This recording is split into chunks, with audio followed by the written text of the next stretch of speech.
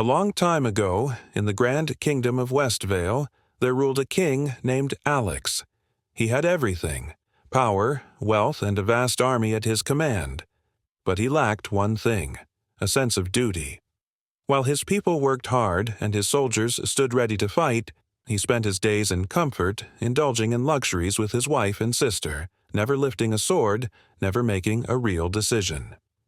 The real protector of Westvale was Commander James, a warrior known for his bravery and loyalty.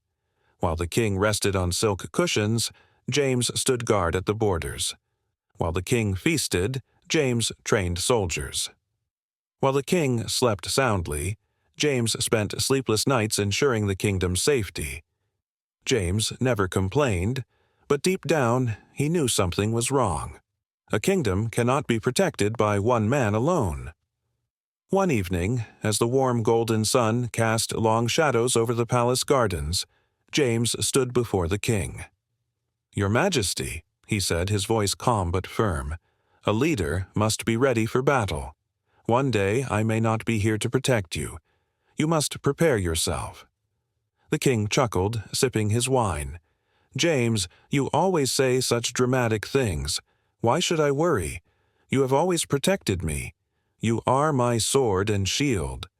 James sighed. "But what if I fall, my king? What if the enemy comes and you have to fight for your people?" King Alex smirked. "Nonsense, you always return, James. You are invincible." James looked at his king, disappointment flickering in his eyes. "No one is invincible, Your Majesty." And then the storm came. A warlord named Emperor Zoravar, ruthless, powerful, and feared across lands, marched toward Westvale with an army so vast that it darkened the horizon. The air was thick with the scent of fire and metal. James did what he always did. He led the soldiers to war. But before he left, he turned to the king one last time. "This may be our greatest battle yet. If I don't return, promise me you will stand for your people." The king, still unbothered, laughed nervously. "You always win, James. Go, do your duty. I will be here." James rode into battle with his head held high, his sword shining under the blood-red sky. The battle was brutal. Swords clashed, arrows rained, and the ground trembled under the weight of war. James fought fiercely, but even the strongest warrior cannot fight forever. He fell, struck down in battle, his last breath carrying a regret, not for his life, but for his king, who had never prepared.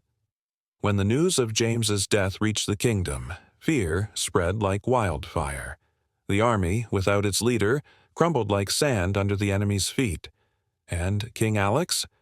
For the first time in his life, he knew fear. He picked up a sword, his hands trembling. The steel was cold, unfamiliar. He had never trained, never prepared. He tried to command his soldiers, but they had no faith in him. The people who once cheered his name now cried out for a leader who was no longer there. And so, as the enemy stormed the capital, the king did what cowards do. He ran.